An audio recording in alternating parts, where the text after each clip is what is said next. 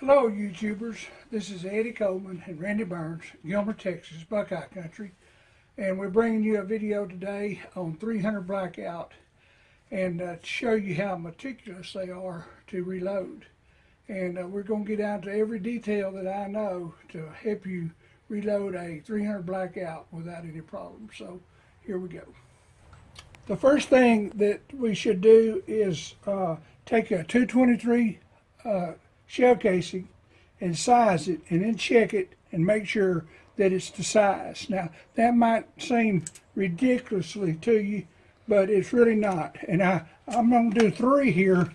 I'm doing 300, but I'm going to do 3 here to show you that the 223 has been sized and it checks in the case gauge. So once they've been sized, to me that is very important. Now the next step is to saw the case off to make the 300 Blackout. So I've made me a little platform here with a screw in it, and so when I slide my case against that screw body, it's the right length, and so I just take the little cut-off saw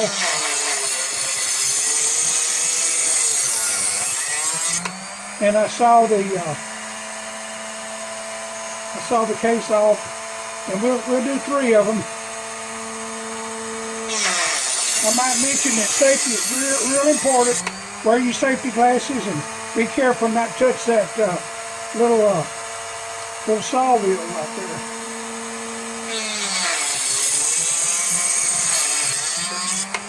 there. Okay, now I got 3 sawed off to, these 3 have been sawed off to right at 1 5/8 inches. So now what we have to do is chamfer and deburr. It's very important that we chamfer and deburr because we're going to size this next, and you don't need to be running your die over rough brass. So chamfer it and deburr it, and then of course it's already been cleaned, so just get all the burrs off of it inside and out. And with that done, then we can go to our 300 Blackout full length sizing die, and we'll be setting up for that, and we'll be right back. Okay, we have our 300 Blackout full length die in place now, and I have the 3 sawed off 223 holes, and so we're going to put it in here, and we're going to size that for the 300 Blackout.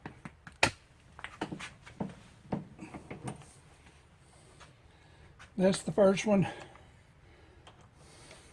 And I'd like to mention to you that I've got this thing over camming. I like to have 30 or 40 thousandths overpress on it because I want that thing to fit right.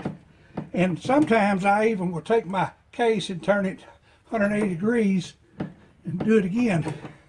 Now with that done, I take my 300 Blackout case gauge, and I'm going to drop it in, and it drops in just perfect.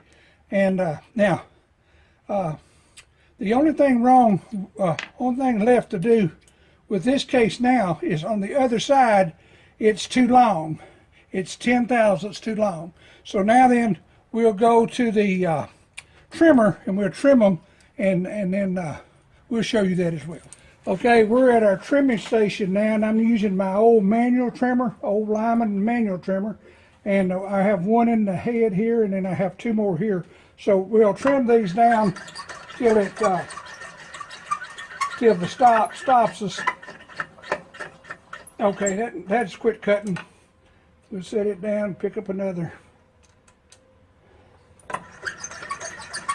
It doesn't take long to shave off 10 thousandths. And I'm going to show you what they look like as soon as I get this 3rd one done.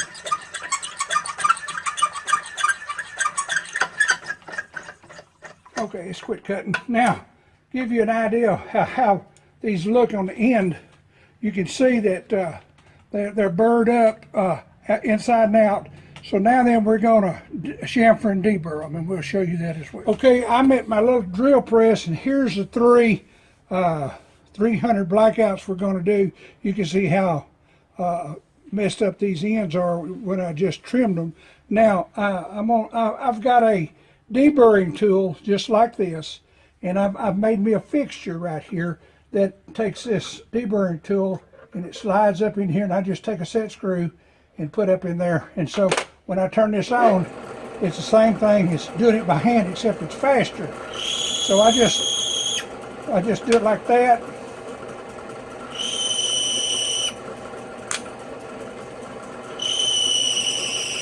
Okay, that's the outside, and now we'll do the inside. And so what I have to do is loosen the set screw, and then this comes out. I just flip it over, slide it back in, tighten it back up, and now we're ready to do the insides. And that one's done, and that one's done, and that one's done. Now when you look at the ends of them, you can see that they're perfectly good shape and they're the right size. I've got the 300 blackout. I have the 300 blackout die case gauge. They drop in. They fit perfect on both sides. We know that's good. Drop it in. Fits perfect on that side. Drops out. Drops in good. Fits perfect on that end. And it drops out. So now that's how we size them. And now we will put the primers in, and we'll go to that station. Okay, we're at the auto priming station. This is a RCBS priming station, and I dropped a push rod in, put me a primer in, and I just primed that. This didn't have a primer in it. Slide her in, prime that one. There, it's got a primer in it. One more.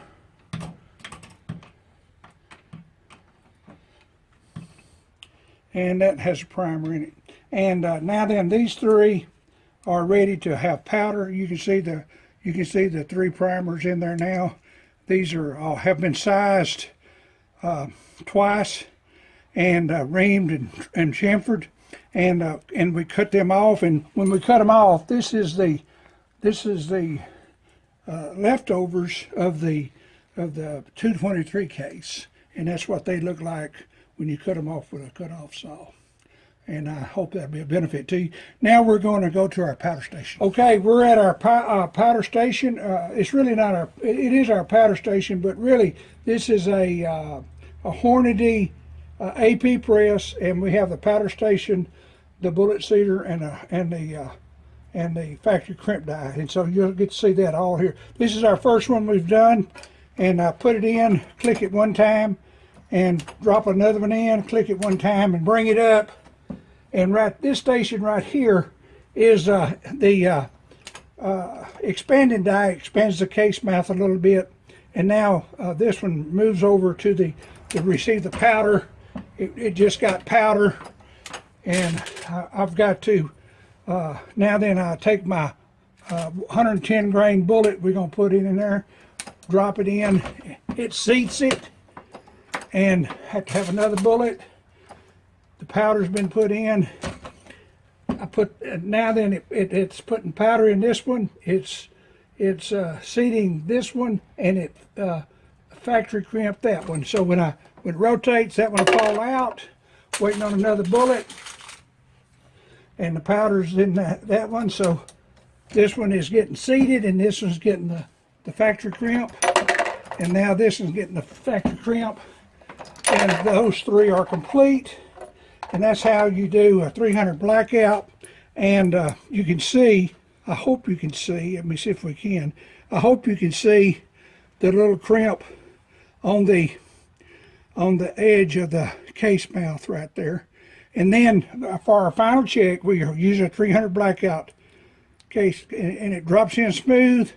The brass does not come out the other end, so it says that one's good. This one drops in nice and smooth, no brass sticking out. drops out smooth, flush, no brass sticking out. One last comment that we need to make sure that we convey for good communication. The case mouth here on the OD, after you put the projectile in and after it has been factory crimped, it should never be over 334 at max. And I hope you can see that. That's 329 on that one. This one is 333. This one is 330. There'll be a variance, but it should never be over 334. So when you get to 335, then it's not going to go into battery well at all. And so just constantly check your OD of your case mouth after your final crimp. And if they're 334 or under, you shouldn't have a bit of problems. Okay, YouTubers, I'd like to sum this up by saying, of a summary here, we started with a 223 case, and I sized it. And then after sizing it, I cut it within 10 thousandths of the correct length for the 300 Blackout. Then I chamfered it and deburred it. Then we went straight to the full-length die for the 300, and we sized all three of them. And then after sizing those three, we moved to the trimmer, the hand trimmer, and we trimmed it to 2 inches 358. And after trimming it, then I took you over to my old small drill press, and I chamfered and deburred the 300 Blackout case mouth inside and out. And then we put the powder in. We set the bullet seat to 2 inches 50, and then we did a factory crimp on them. And then after doing that, we took our 300 Blackout case gauge and checked them, and they checked out perfect. So I believe if you do that every time the way we did it here, you should not have a failure to go into battery. And when it doesn't work right, we have to go back and figure out what we're doing wrong. And so this is a video because I had done 300 to 500, and about 300 of them would not go into battery because the case was not sized correctly. And I had to put an overcam at the single stage press of about a 30 thousandths overcam press to get that case to size correctly. So and even I spin that case when it's in the single stage press. I spin it 180 degrees and actually size it twice, and then I check it immediately after that, and it should be correct. And I hope this has been beneficial to you. I hope it's not confusing. If it is, just type us a comment, and we'll comment, or we'll do another video on explaining even further. This is Eddie Coleman, Randy Burns, Gilmer, Texas, said so long. We'll see you on the turnaround. Thanks for watching.